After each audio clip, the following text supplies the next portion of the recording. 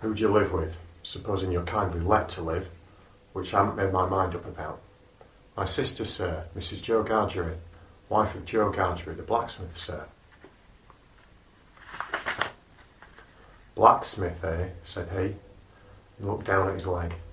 After darkly looking at his leg, and at me several times, he came closer to my tombstone, took me by both arms, tilted me back as far as he could hold me, so that his eyes looked most powerfully down into mine, and mine looked most helplessly up into his. Now looky here, said he, the question being whether you ought to be let live. Now looky here, said he, the question being whether you ought to be let live. You know what a file is? Yes, sir. You know what whittles is? Yes, sir. After each question, he tilted me over a little more, so as to give me a greater sense of helplessness and danger. You get me a file, he tilted me again, and you get me whittles, he tilted me again. You bring 'em both to me, he tilted me again, or I'll have your heart and liver out, he tilted me again. I was dreadfully frightened, and so giddy that I clung to him with both hands and said, if you would kindly please to let me keep upright, sir, perhaps I shouldn't be sick, and perhaps I could attend more. And perhaps I could attend more. He gave me a most tremendous dip and roll, so that the church jumped over its own weathercock. Then he held me by the arms in an upright position on the top of the stone, and went on in these fearful terms. You bring me, tomorrow morning early, that file and them victuals. You bring the lot to me at that old battery over yonder.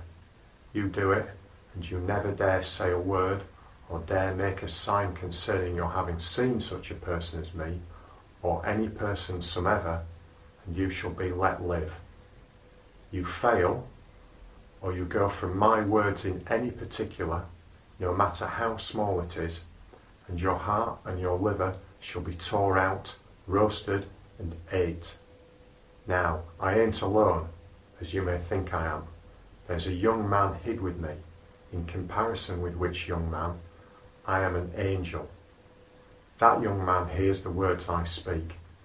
That young man has a secret way peculiar to himself of getting at a boy, and at his heart, and at his liver.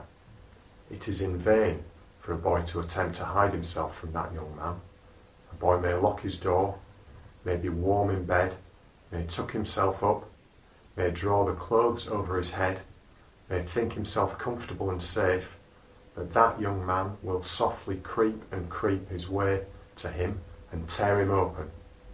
I am a-keeping that young man from harming you at the present moment with great difficulty.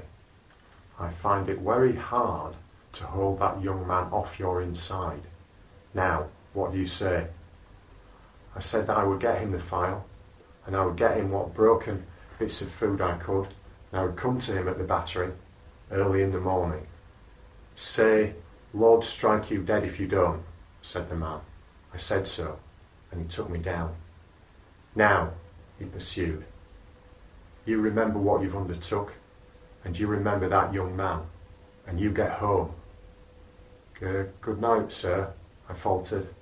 Much of that, said he, glancing about him over the cold, wet flat. I wish I was a frog or an eel. At the same time, he hugged his shuddering body in both arms, clasping himself as if to hold himself together, and limped towards the low church wall.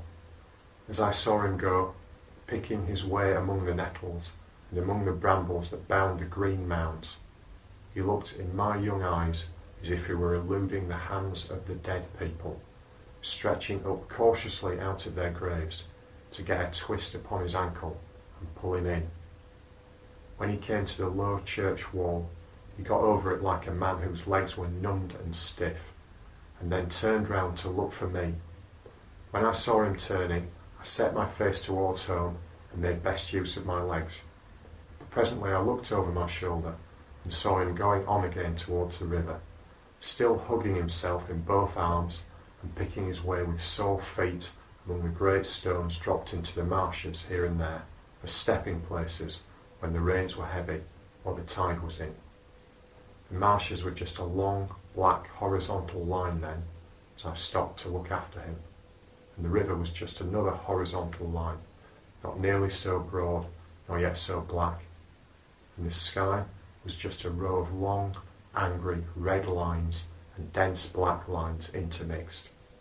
On the edge of the river, I could faintly make out the only two black things in all the prospect that seemed to be standing upright. One of these was the beacon by which the sailors steered, like an unhooped cask upon a pole, an ugly thing when you were near it. The other, a gibbet, with some chains hanging to it, which had once held a pirate. The man was limping on towards this latter, as if he were the pirate come to life, and come down, and going back to hook himself up again. It gave me a terrible turn when I thought so, and as I saw the cattle lifting their heads to gaze after him, I wondered whether they thought so too. I looked all round for the horrible young man, and could see no signs of him, but now I was frightened again, and ran home without stopping.